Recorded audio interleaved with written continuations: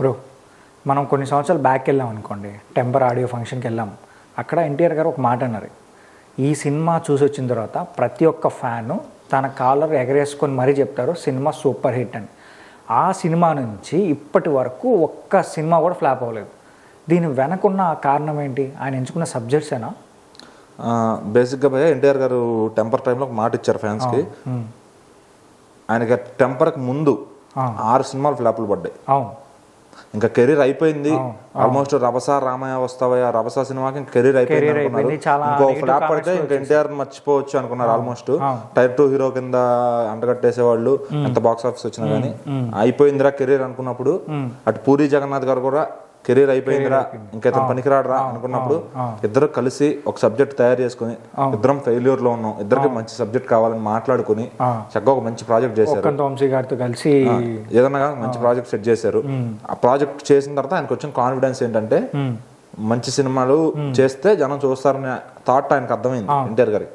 అప్పుడు మాట ఇచ్చారు, ఇక్కడ నుంచి నా ఫ్యాన్స్ కాల్ రగలేసుకునేలాగే సినిమా చేస్తా అని చెప్పి.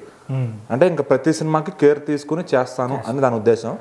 సో టెంపర్ అట్లా వచ్చి సూపర్ హిట్ అయింది అప్పట్లో. అట్లాగే వెంటనే ఇంకా తిరిగి చూసుకోకుండా ప్రతి సినిమా నానక ప్రేమతో కానీ, జైలవకుశ కానీ, జనతా గ్యారేజ్ కానీ, అరవింద్ సమేత కానీ, ట్రిపుల్ ఆర్ కానీ ప్రతిదీ ఆలోచించి కొంచెం టైం పట్టిన స్టెప్ బై స్టెప్ వెళ్తున్నారు ఆయన. సో ఆయన కెరీర్ నుంచి అక్కడ జాగ్రత్తగా బిల్డ్ చేసుకుంటున్నారు. ఎందుకంటే ఇప్పుడు ఆయన ఏజ్ దగ్గర 41 వచ్చేసింది. ఇది వరకట్లాగా ఆవేశంగా సినిమాలు చేయలేరు. సో ఏంటంటే టెంపర్ నుంచి ఆలోచనతో సినిమాలు చేస్తున్నారు. అంటే ఆయనకు 30 ఏళ్ళు దాటిన తర్వాత ఇది నాలో నేనేం మార్చుకోవాలి. అంతకుముందు నరకడాలు, యాక్షన్, ఫ్యాక్షన్ అని చెప్పి చేసేవాళ్ళు. సో ఇప్పుడు అవి కాకుండా కథ చెప్పాలి. మనం చేస్తే దానికి మనమే చేస్తే అంటే మనం తప్ప ఇంకెవరో చేయకూడదు అనే పాత్రలు చేయాలి. మనం ప్రీవియస్గా ఆయన సినిమాస్ గురించి చూసుకున్నాం అనుకోండి, టెంపర్ నుంచి నానక ప్రేమతో, Janata garage, Jai Lava Kusa, triple R, ఇప్పుడు దేవరా కానీ ఎక్కడ ప్రతి ఒక్క కథలో ఆ ఫ్లోలో వెళ్ళిపోయారు. కానీ ఎన్టీఆర్ కోసం ఒక సపరేట్ ట్రాక్ ఎక్కడ క్రియేట్ చేయలేదు. ఆయన ఒప్పుకొని కూడా లేదు. ప్రీవియస్ మూవీస్లో రభస కానీ, రామయ్య వస్తా కానీ సపరేట్ ఒక కామెడీ ట్రాక్ క్రియేట్ చేయడం కానీ, ఆయన కోసం సపరేట్ ఒక సాంగ్స్ పెట్టడం కానీ ఏ ఉంటాయి. కానీ ఇక్కడ అన్ని సిచ్యువేషన్స్గా కథ ఎంతవరకు అడుగుతుంది ఎన్టీఆర్ గారిని, కథ ఎంత అదే ఆయన అర్థం చేసుకున్నారు. ఫస్ట్ మనకి ఎందుకు ఫ్లాప్ పడుతుంది, 6 ఫ్లాప్లు వచ్చిన తర్వాత ఏ హీరో మరి ఆలోచించకపోతే కెరీర్ షెడ్కి వెళ్ళిపోద్ది. సో మరి ఆయన ఆలోచించుకుని ఏంటి అసలు నేను ఎక్కడ మార్చుకోవాలి, బాడీ డెవలప్ చేసుకున్నారు. ఇంకా సన్నబడ్డ కానీ మళ్ళీ ఇంకా దాని మీద వర్కౌట్స్ చేసి ఇంకా సన్నబట్టడం జరిగింది అనమాట. మీరు నానక ప్రేమతో సినిమా చూడండి, ఆ క్యారెక్టర్ లో ఇంకెవరిని మనం ఊహించుకోలేం. బికాస్ ఆ బియర్డ్ లుక్ కూడా ఎంతో ట్రెండ్ చేశారు అనమాట ఆయన అప్పట్లో. దీనిపైన ఒక మాట కూడా అన్నారు ఒక ఇంటర్వ్యూలో, జగపతి గారు మాట్లాడుతూ ఫస్ట్ లుక్ ఆయన ఫస్ట్ లుక్ చూసి తారక్ గారు ఎన్టీఆర్ గారు గడ్డం పెంచుకున్నారు కదా, ఆ బియర్ స్టైలిష్ లుక్ చూసి ఏం బాగాలేదు అన్నట్టు ఏదో ఆయన కూడా టాక్ వచ్చిందంట. సో ఈ విషయాన్ని ఎన్టీఆర్ గారితో చెప్పలేదు ఆయన, ఎవరు జగపతి గారు చెప్పలేదు. చెప్పకుండా షూటింగ్కి వెళ్ళి షూట్ చేసేసారు. ఎప్పుడైతే first look and first promo release అయినప్పుడు మొత్తం ట్రెండ్ అయిపోయింది. విలేజెస్లో కూడా ఆ లుక్ని ఫాలో అయ్యారు. ఆ సెలూన్లో ఆ లుక్ పెట్టుకోవడం చేశారు. అప్పుడు జగపతి గారు అనుకున్నారు అనమాట, మనం జడ్జ్ చేయడం కాదు, జనాలు జడ్జ్ చేయాలి, వాళ్ళకి ఏది నచ్చుతుందో అప్పుడు వాళ్ళు బయటకు పెడతారు. అదే భయ ఇప్పుడు నానక ప్రేమతో లుక్ చూస్తే అది ఆయనకు తప్ప ఇంకెవరికి సెట్ కాదు. ఆ పాత్ర కూడా ఆయన కోసమే రాసినట్టు ఉంటది. సో ఆయన సెలక్షన్ ఏమైందంటే ఇప్పుడు మీకు టెంపర్ కూడా ఆయనే చేయగలరు, ఇంకెవరు చేయలేరు. అది నెగిటివ్ షేడ్. ఆయన అర్థం చేసుకుంది ఏంటంటే మన కోసం ఇప్పుడు ఏదో ఈ సీన్లు రాయాలని పర్టికులర్ గా కాకుండా డైరెక్టర్ ఫ్రీడమ్ ఇచ్చి మనకు ఎలాంటి క్యారెక్టర్ సెట్ అవుతుంది అది నేను తప్ప ఇంకెవరో చేయకూడదు. ఇప్పుడు మీరు పాత ఎన్టీ రామారావు గారు కానీ ఆయన ఫ్యామిలీలో బాలకృష్ణ గారి సినిమాలు చూసినా గానీ వాళ్ళు చేసినవి ఇంకెవరో చేయలేరు. మన చిరంజీవి గారు కూడా చెప్పారు అనమాట, ఫ్యాక్షన్ సినిమా అంటే బాలకృష్ణనే, నేను చేయడానికి ఆలోచించాను ఎందురా నాకు వర్కౌట్ అవుతుందా లేదా అని చెప్పారు. అంటే వన్స్ వాళ్ళు జోనర్ టచ్ చేశారంటే ఇంకో హీరో వాళ్ళు వేరే జోనర్ ఎత్తుకోవాలన్నట్టు ఉండాలి. సో ఎన్టీఆర్ గారు అది అర్థం చేసుకున్నారు.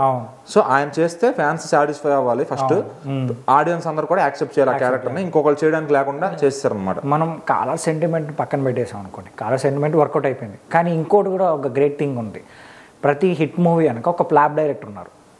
టెంపర్ వెనక డెఫినెట్లీ ఆయన సెలెక్ట్ చేసుకున్నారు. అదే ఎక్కడ ఏంటి మనకి మనం ఈ క్వశ్చన్ గురించి పక్కన పెట్టేస్తే బిఫోర్ కూడా ఒక క్వశ్చన్ రేజ్ అయింది ఏంటంటే, ఎప్పుడు టెంపర్ ముందు ఎక్కడైతే డైరెక్టర్ హిట్ పడుతుందో ఆ డైరెక్టర్నే నెక్స్ట్ సెలెక్ట్ చేసుకున్నారు. అదే ఆయన అప్పుడు దాకా ఏమైందంటే ఆవేశంగా హిట్ ఉందా డైరెక్టర్ కి వెళ్ళిపోయామా చేసామా, మళ్ళీ అది రిజల్ట్ ఎలా వచ్చినా ఇంకా ఆయన నష్టపోయాడు. ఇప్పుడు బోయపాటి శ్రీను గారు సింహ తీశారు, వెళ్ళిపోయి దమ్ము తీశారు. సురేందర్ రెడ్డి గారు ఫామ్ లో ఉంటే వెళ్ళి ఓసరాలు తీశారు. సీను వైట్ల గారు ఫామ్ లో ఉన్నప్పుడు దూకుడు తర్వాత బాద్షా తీశారు. అట్లా అప్పుడు ఆయనకి ఏమర్థమైంది, హిట్ డైరెక్టర్లతో చేస్తే వాళ్ళు ఖచ్చితంగా నాకు హిట్ ఇస్తారని లేదు. హరీష్ శంకర్ గారు గబ్బర్ సింగ్ చూసేసి రామయ్య చాలా మంది అలా ట్రోల్ చేశారు. బట్ ఆ ట్రోల్స్ కి అగైనెస్ట్ గా ఎన్టీఆర్ గారు వెళ్ళి ఫ్లాప్ డైరెక్టర్స్ తీసుకొని మరి హిట్ కొట్టారు. పూరి జగన్నాథ్ అప్పటి వరకు ఫ్లాప్ గానే ఉన్నారు. సో టెంపర్ తో ఆయన మంచి హిట్ ఇచ్చారు.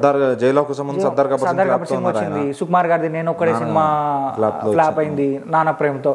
ఇప్పుడు దేవరా మీద అయితే ఇంకా ఆచార్య ఫ్లాప్ మీద అయితే కొరటా శివ గారు షెడ్కి వెళ్ళిపోయారు. ఇప్పుడు ఆయన టెంపర్ తర్వాత ఆయన మార్చుకున్నారు, అర్థం చేసుకున్నారు. ఎవరితోనూ డిస్కస్ చేస్తుంటారు, ఆయన అంతటా ఆయన అర్థం చేసుకున్నారు. కానీ అర్థం చేసుకుని ఆ సినిమాని ఎలా ముందుకు తీసుకెళ్ళాలి, నాకు ఎలా పేరు వస్తుంది, హీరో అన్నాక మరి నా ఫ్యాన్స్ ఎలా సాటిస్ఫై అవుతారు, వాళ్ళు తలదించుకోకూడదు.